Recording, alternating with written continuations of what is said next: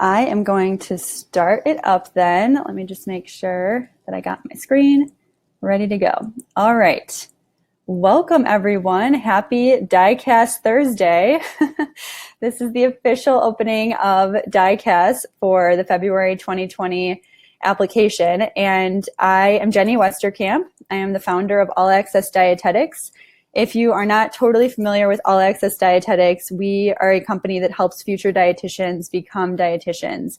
And we do this through helping them get matched to dietetic internships with our Get Matched course and our Get Matched coaching. We also help with the RD exam.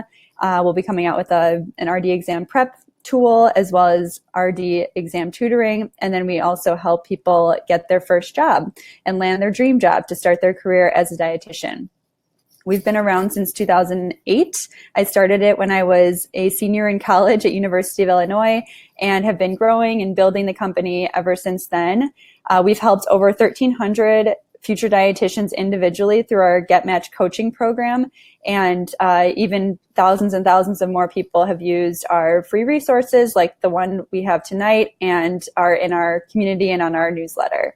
So I welcome you today. I will just say that by being here, it means that you are taking this process really seriously. The fact that you want to get this information about Diecast, understand the process so that you can give it your all, so that you can have the best outcome of all of this.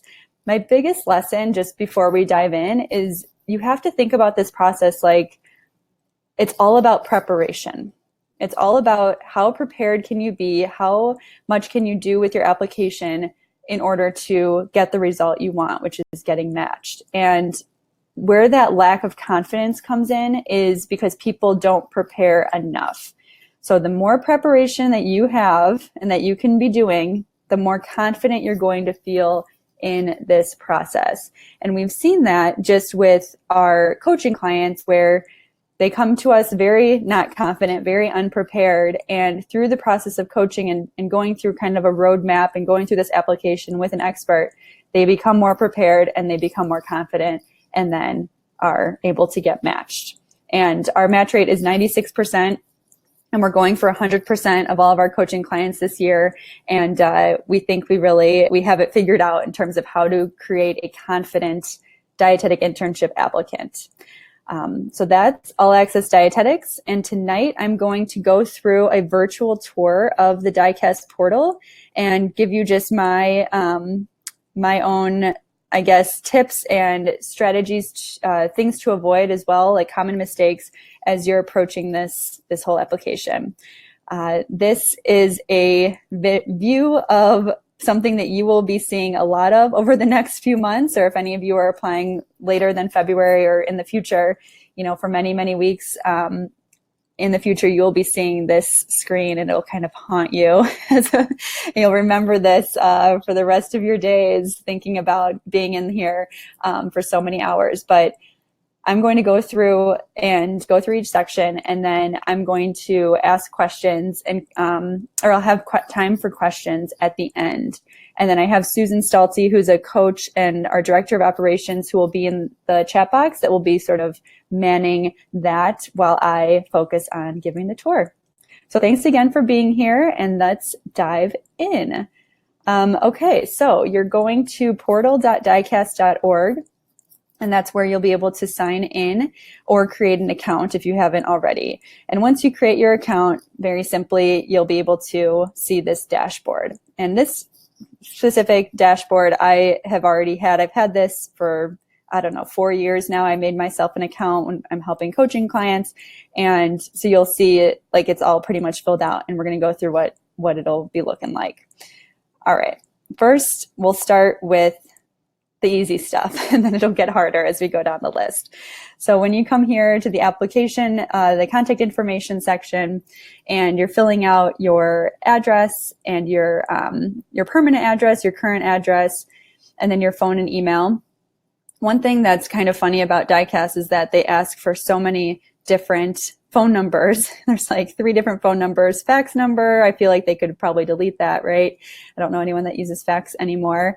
And then all these primary addresses, secondary addresses. Just know, I think like when I see DICAS applications filled out, you just want to be really simple here and don't feel like you have to fill out every single field. So just filling out your one phone number, which most people probably just have one phone number, is totally appropriate. And you can leave a lot of this stuff blank. Same with email address. If you don't have two email addresses, it's totally fine to just put one in. But yeah, I like a simple approach in this section. It can, it's not going to make or break your application, but I do think it just shows that you're organized and it's not unnecessary information. Same with your address too. If you just want to stick with one address, that's fine as well. I know some people will put their college apartment if they're in college, as well as maybe their parents' home address, but you can just keep it really simple with one address. All right, see, that was easy. So we're starting off strong here. And then the next section is personal information. With personal information, if there's any international students listening, this is where you'd be putting in your visa information and your citizenship, as well as your citizenship status. And this is where, you would know the answers to these questions if they apply to you. And if they don't, you move on. Same with the veteran question as well. The only time I'm really filling anything out in this section is if you had another name. And actually, they added a section here. So let's say if you were married and you're a woman that changed her last name, then you would be able to put your second name in here, especially if you had transcripts, for example, that were under a different name from a previous degree. But otherwise, it might be pretty blank in here for many of you. This question, do you know an additional language?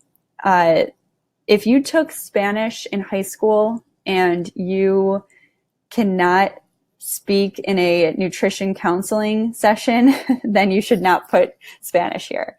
That's actually in the instruction section, which I'll show you those at the end. But language, it should be something that you can speak in a nutrition counseling session without the help of an interpreter or anything, obviously. So you want to be very careful here, make sure you truly do know the language, and then choose the appropriate proficiency from there. So that's personal information. Background information. Okay, this is a little bit more juicy. This section is really some very interesting questions around your past, whether it's academic or personal actions. And so they're going to be asking you things like, has disciplinary action in writing of any sort ever been taken against you by a supervisor, educational or training institution, healthcare institution, professional association, or licensing certification board? There's situations that have come up. So, for example, if you were on probation, academic probation, that would be something you'd have to explain. If you had been written up and given a warning that was in writing, of course, at a job, then you would also have to explain that. And, licensing doesn't happen as much, something from a licensing board, but let's say from a previous job or a previous career, you were a massage therapist and you somehow went against some ethics of your licensing board and you got your certification taken away or put on probation. Those would be examples of things you'd have to disclose.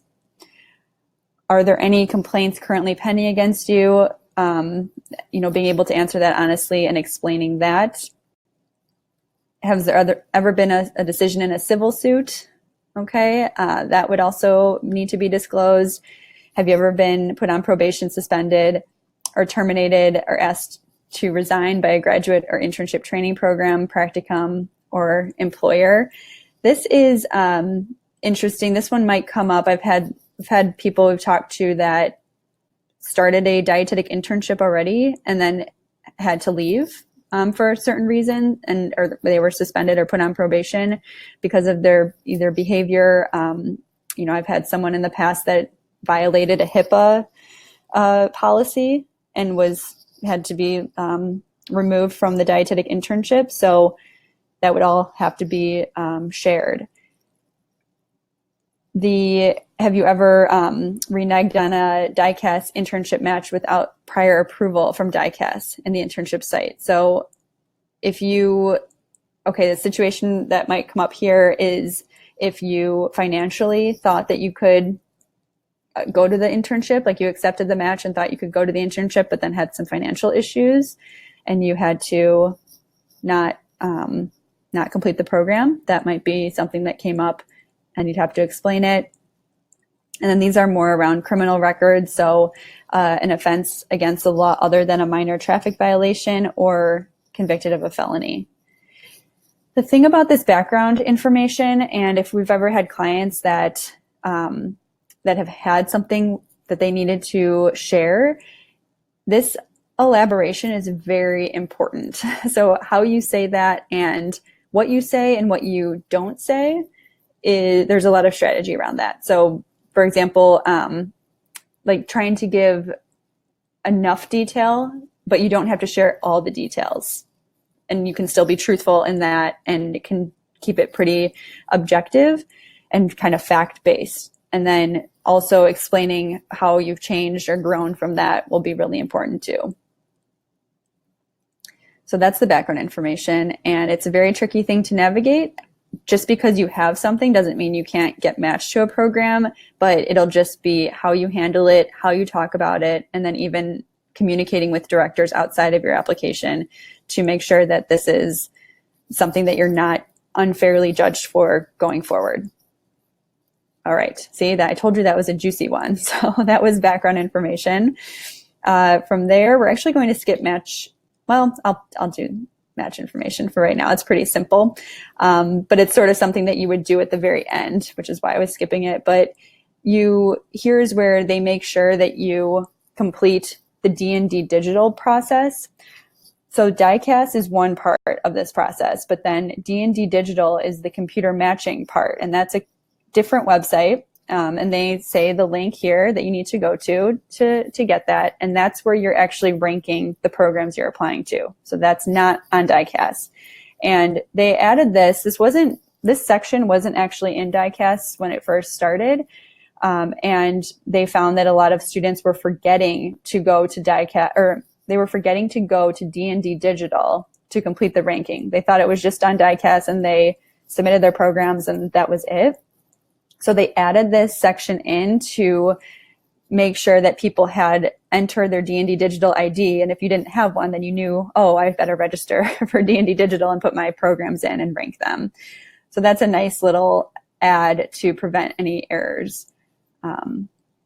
And then there is a box to check if you're applying to programs that don't participate in computer matching, which there are a few, and I think there are more coming out with the new future model type of program. But for now, most of you will be filling this out and doing the computer matching section as well.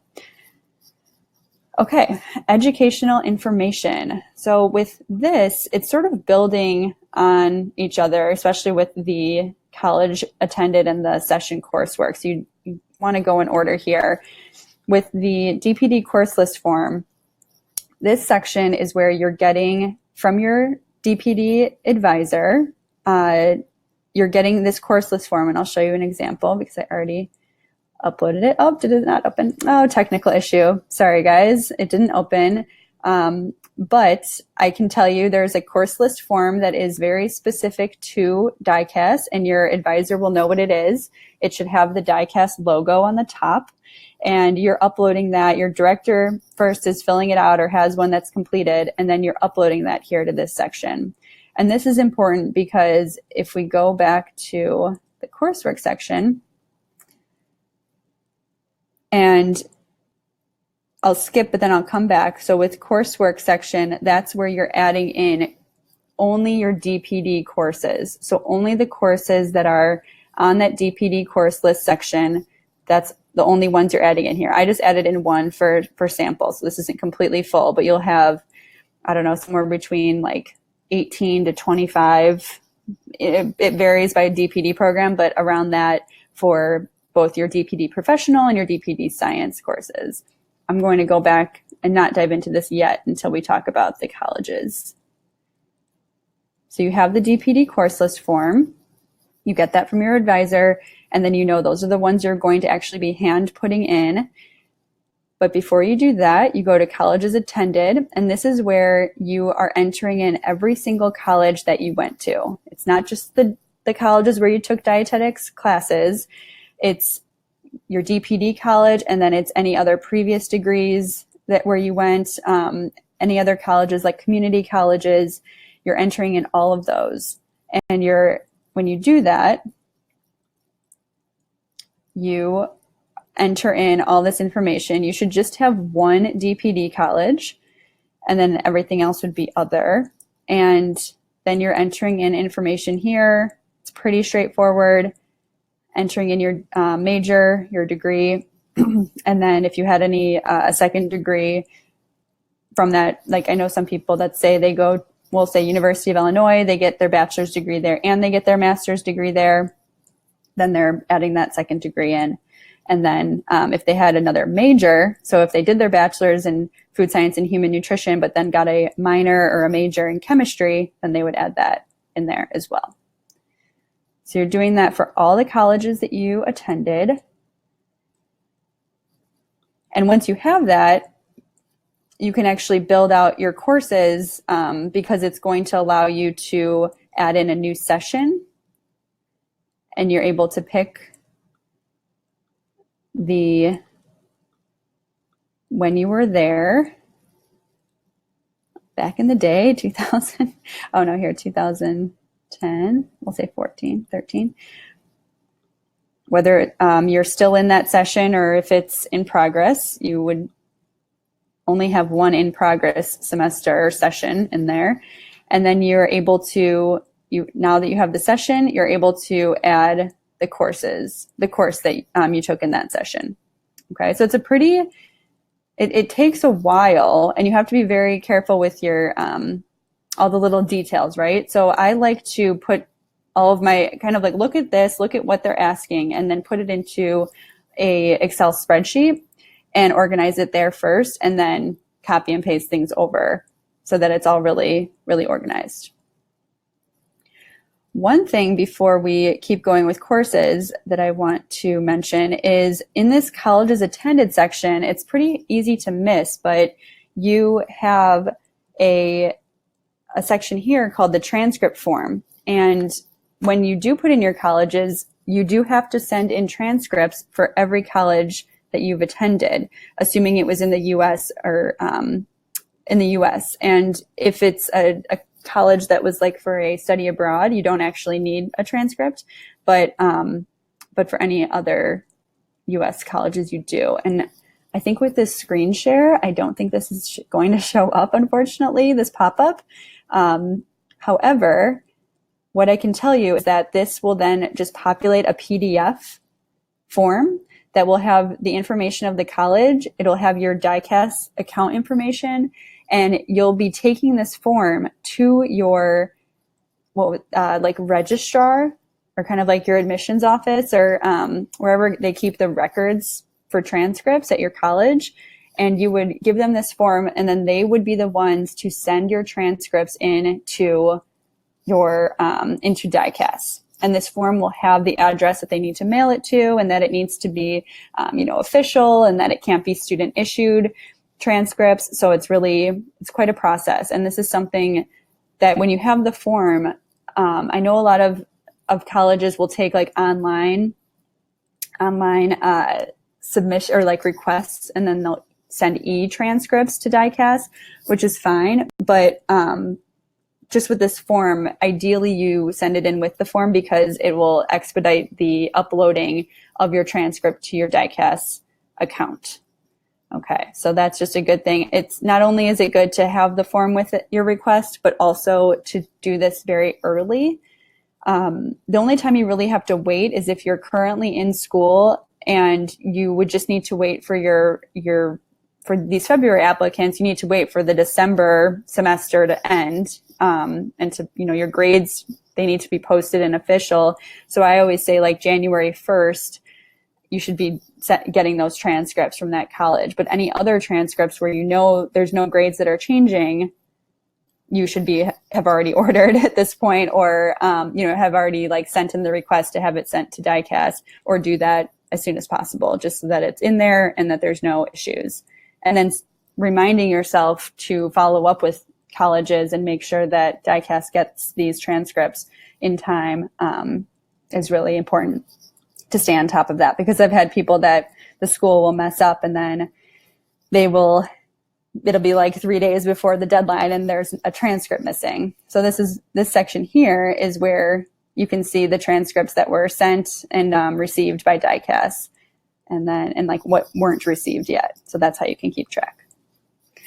All right, so then we're moving on to, let's see, session and coursework. Well, of course, it's giving me an error now because I added in something and stopped. But this is then you're adding in all your DPD classes.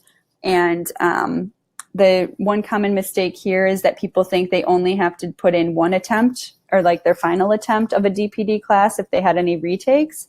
But you do have to enter all the attempts. So organic chemistry comes to mind, for example, because that's a class that many people might retake. And so you have to put in both attempts, not just the final one. Okay, yeah, that's probably bad news for some of you hearing that, but that is how it works, and that's what the instructions will state. Okay, sorry, water break. All right, so then from there, we are going to tests, and this is where you're entering your GRE. You can add a new entry here, either your GRE or your TOEFL score, and you can add an entry and then be able to enter that. Pretty simple. All right, then DPD contact information. This section is for your DPD advisor, and so there's two words that you need to know. So the first is either declaration of intent or verification statement. And your declaration of intent means that you're still in progress of finishing your DPD program. So you might be in your senior year or your fourth year, your final year, and you still have one more semester that you're kind of like in progress of doing when you're applying in February. And so you would be getting a declaration of intent. But that if you're not in school, or if you're in a master's program and you already completed your DPD program and are all set with that, then you would be asking for a verification statement. And then you're entering the contact information of your DPD director, and then they're getting this sent to them. And then they're completing that. And again, similar to transcripts, you just want to stay on top of it and make sure that they complete it and that there's no issues, and that it's also correct. Especially like sometimes when this can be incorrect is if you have a declaration of intent, that means that they're going to be filling out the courses that you're still in progress of taking, so that it tells the DI directors like these are what they need to still do, and confirms that based on your coursework as well that you're entering in, that you still have these in progress. But sometimes directors, just if they're really busy, they can mess that up, and they can there can be discrepancy between what they say and what you put on your coursework section. So just double check that and make sure that they do that correctly. And if they do it incorrectly, then you can retract it, and you can, I guess, like resend it again to have them do it correctly.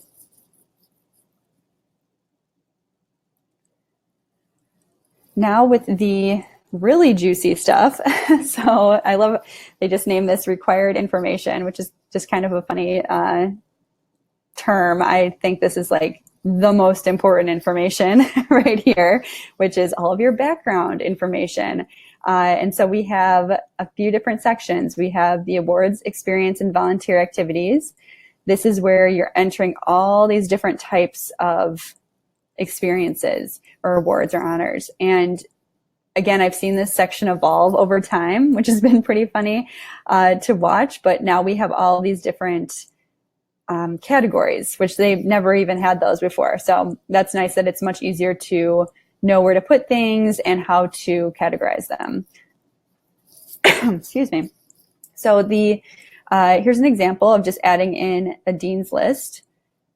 And this is just a demo account, so don't mind this, but I like to when I describe the award or honor, I like to put this as a full sentence, as a complete sentence. So just a little coaching tip for you to make it look really clean.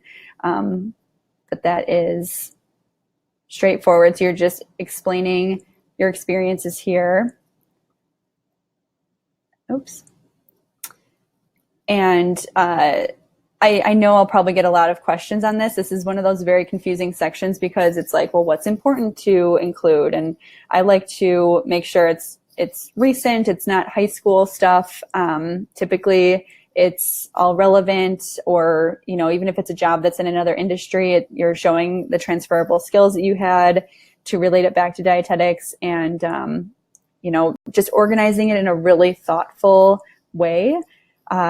I know people that if they've shadowed, let's say 10 different places, I would not be making 10 experiences if they were super minor. I would be wanting to just have one entry that said shadowing experiences and then explain those 10 like really succinctly, just because to me that's so minor, especially if it wasn't a lot of hours at each of those things. And it's just a more thoughtful way of presenting the information rather than doing a ton of entries for really insignificant things. Not that it's not important that you shadowed. I think shadowing shows that you're interested in the field, but it's certainly not to the level of an actual like job with responsibilities or volunteer experience, or you had an actual role in like a supervisor. So yeah, that's just one example. There are many examples of how the strategy here can be, it's important to just present yourself in the right way and be really organized and thoughtful.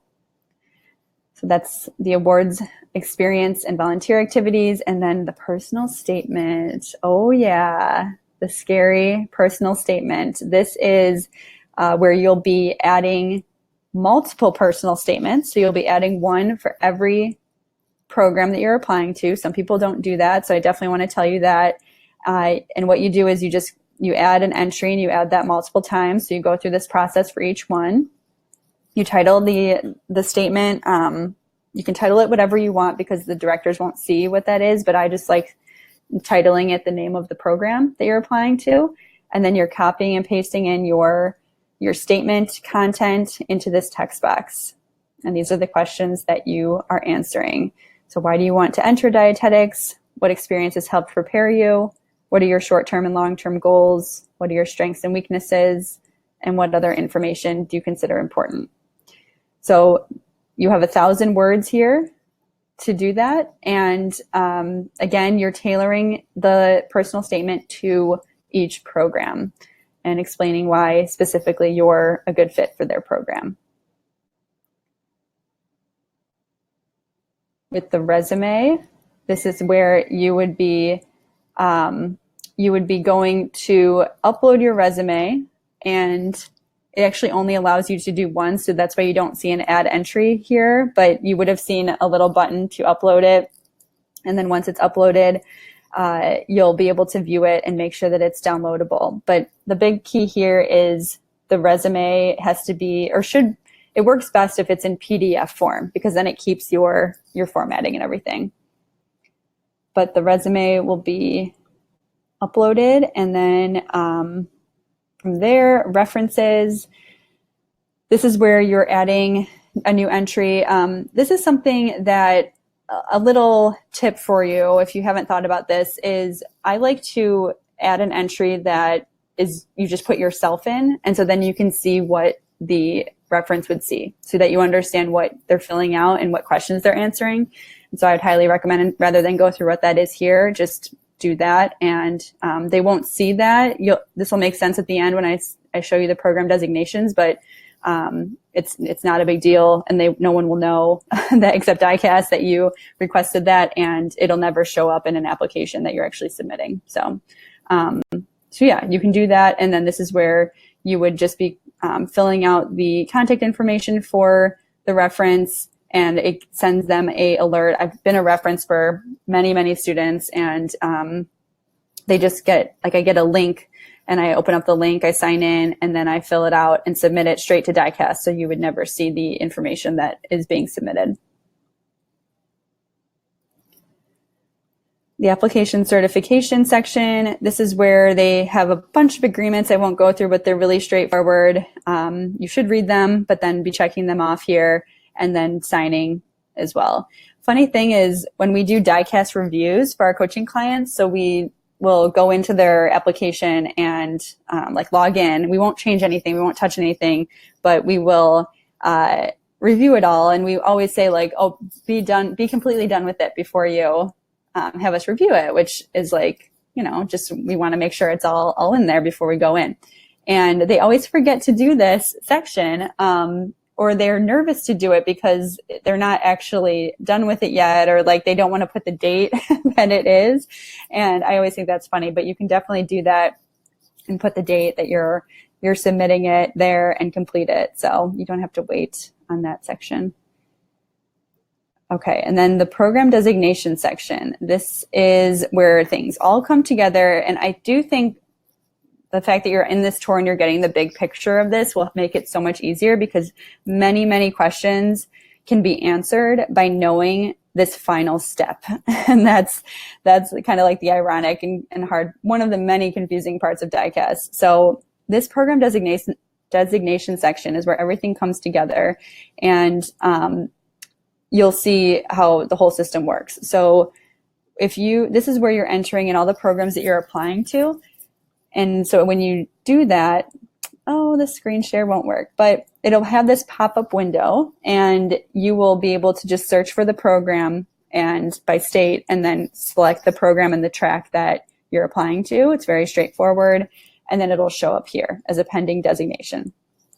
When you do that pop-up, that's where you're actually selecting the personal statement that you want with the program. That's why you should have multiple of them, and why you should be naming them the name of the program, because then it'll be very easy for you to attach it to the right one. So then you know for sure, okay, priority nutrition care, done.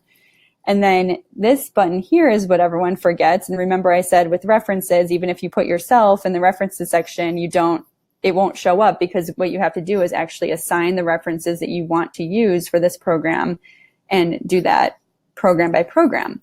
I like this because you can be strategic about the references that you use for different types of programs, depending on, who they are and like where it would make more sense, or if the program had a specific type of reference they wanted, then you could have a different combination. And that is the nice part of having that be depending on each program. So again, it'll have a pop-up window, and then that's where you'll check and add the specific references. And you don't want to forget that, because you need to have references attached before you submit. The thing is, the references don't actually have to be complete by the time you are ready to submit, although it's really ideal that they are, but you can still submit it even if a reference is like a day late in submitting, which is nice, but you still have to assign them here in order for the program to see it once they're done and submitted. Okay, so then the supplemental section here, this is where you might have to add an extra essay or some other form that the director wants. I don't know, Sodexo is a program that tends to have a supplemental form, or Aramark might have one, like a location selection sheet or something. So that's where you can upload. You can just upload one thing. So if it's multiple things, you have to combine them into one PDF and then upload them here. And then you can view your application formatted, so you can see what the whole application for this program looks like.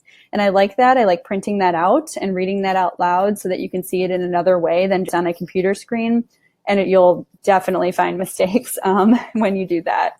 I will say when we do Diecast reviews for our coaching clients, we find like on average at least 20 mistakes after a final review, if not more. I mean, that's definitely have been more in that case, plus all those minor grammar errors and things we'll find.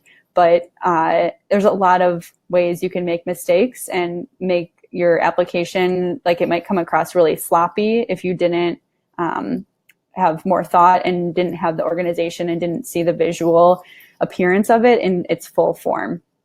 I think it's hard to know like what your final product will be without this button. So I really like this and reviewing that very closely.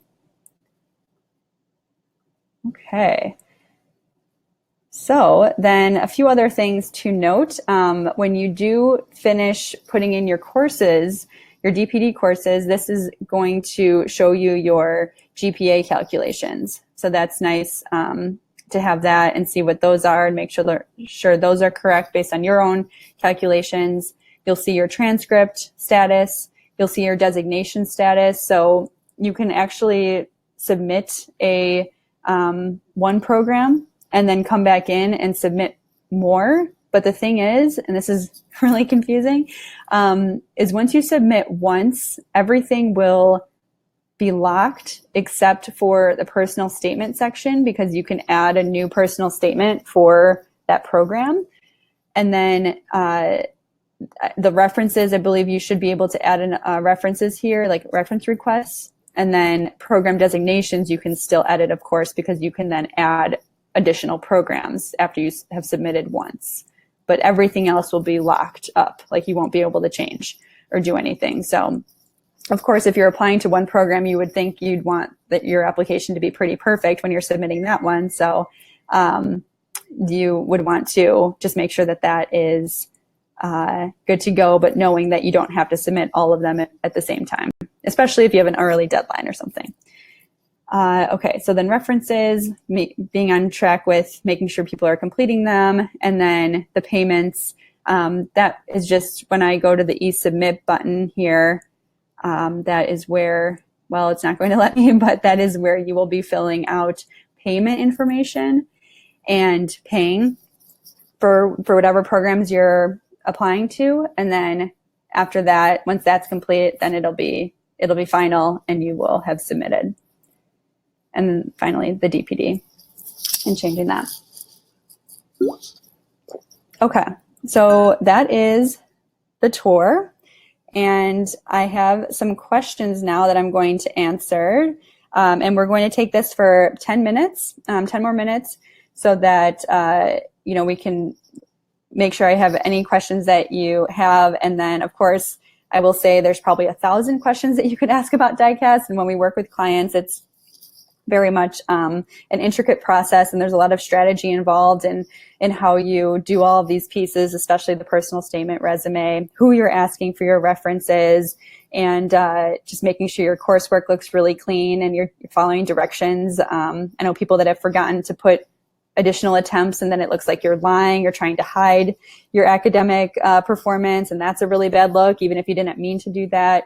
And then same with like background information, if you have things to explain and you want to do that in the right way. So lots of moving pieces here, but as a reminder, before I dive into questions, we are here to help you through every single part of this, every single section of this application, and even helping with how you're communicating with directors, the programs you're actually applying to, and even the interview process once this is submitted and you're selected for interviews. So that's our Get Matched coaching program. And if you are interested in that, I would strongly suggest you not wait another day and you schedule an intro call with us.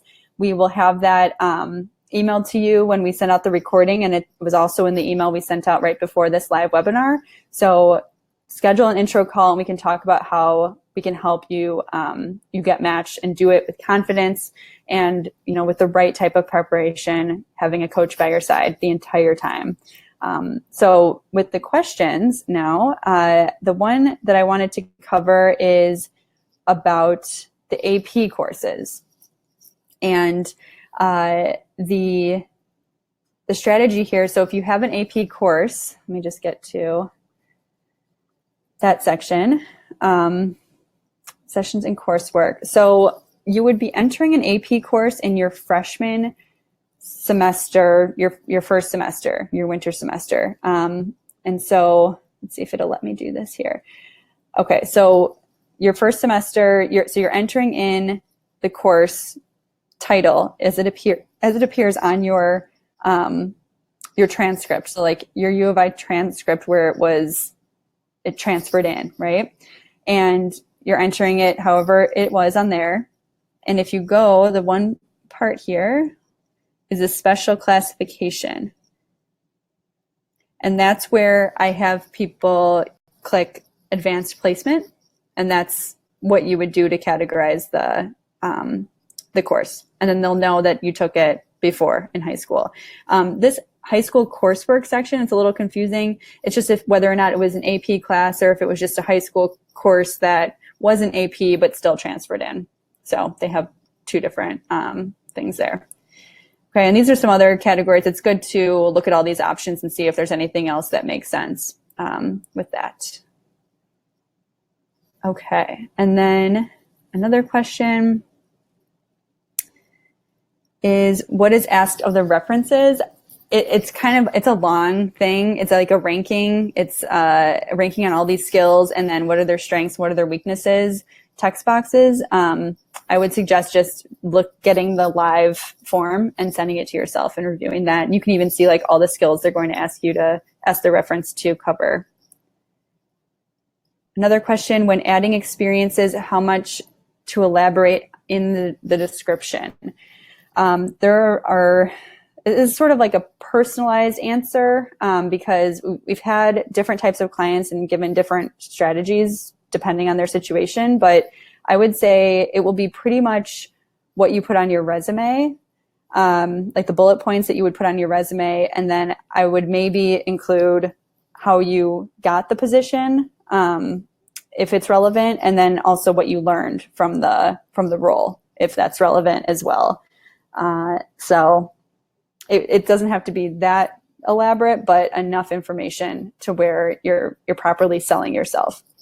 Now I say like add in your bullet points from your resume, but of course there's strategies to what those bullet points actually would look like on your resume. So making sure that you have enough detail that it shows the specifics of what you were doing, but also isn't wordy or fluffy. So there's like a balance you have to have. But yeah, it usually comes out to, we'll just say like 4 to 5 sentences on a significant experience, because you're explaining all your responsibilities, how you got the job, and what you learned. Okay.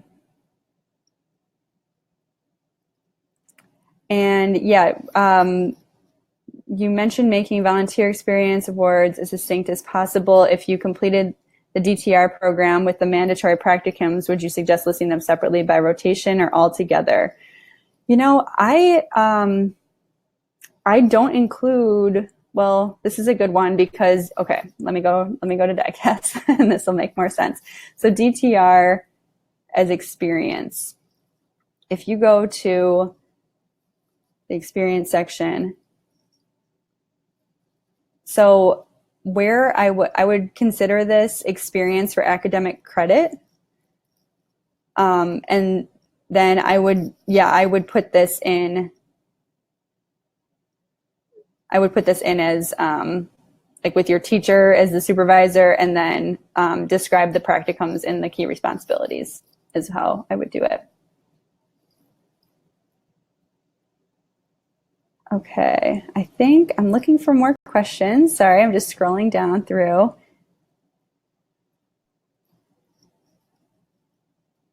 Adding your, yeah, lots of questions around when adding in your experiences and awards. While explaining them, should you be using the exact bullets from a resume, or should we rephrase the sentences? So this brings up just one more final point on that section, and that's that you can use the same content, but I really like full sentences as a really general rule. I mean, I've certainly had clients that use bullet points in Diecast and they get matched. So, but I think that it's a little bit cleaner if you do full sentences. And so you're just rephrasing into sentences what the bullet points were, which weren't sentences, right? Like usually bullet points are just phrases. So you would want to convert that into more of a paragraph, but it would be like 80% of the same words, right? You're just adding a verb and like an I and then making it a sentence. All right, I'm scrolling for more questions. If there's, I don't think I missed anything, and Susan was holding down the fort in the chat box, so I know she answered some of your questions already. Okay, last question here. Is it okay for a resume to be 2 pages if everything is relevant and it takes up full 2 pages? Yes. I would say 98% of our clients have 2-page resumes. And they're, It is important that it is all relevant, that it's not fluffy, that you're not just adding minor things to fill up the 2 pages, but there's a lot of tweaking you can do with the formatting, and also making sure that you're fully selling yourself and including relevant details, and making sure you're sharing as much relevant dietetics experience that you have, so that it usually will fill up 2 pages. All right, you guys. Well, thank you. I'm going to wrap up. Thank you for coming to this Diecast virtual tour. Feel free to get the recording, listen to this again, and even like pause the recording and look at the section and kind of, what's the word? Like let it all sink in each section. I would say just the final thought here and final suggestion is to read the instructions, which it's a pop-up so you can't see it, but click on the instructions section here and read them. Read the instructions. All of your answers will be in there. When we, like when we have coaching clients, we certainly let them ask us whatever questions they have, and we save them time because they maybe are busy with school or they have a job, and that's why they're getting the support, is to ask all these questions. So that's no problem. But if you're on your own and you're not doing coaching, the instructions will answer everything you need. And if you just read those first, it'll take longer, but it will help you just have a more clear vision of what Diecast is all about, and that you're doing it all correctly. So, and also finally, start early, start today if you haven't already. And you should be working on something in Diecast pretty much every week from here on out, especially if you're applying for the February 15th deadline. So, and finally, one more reminder, if you are interested in our Get Match coaching, schedule an intro call with me for next week or this weekend, and we can talk about how it works and how it can really help you not feel alone in this, help you feel supported, prepared, and ultimately very, very confident in your chances of getting matched. All right, so that's it. Thank you guys so much for attending. Thanks to everyone listening to the recording, and we'll see you over at allaccessdietetics.com and over at our Instagram at allaccessdietetics. Have a great night and happy Diecast December.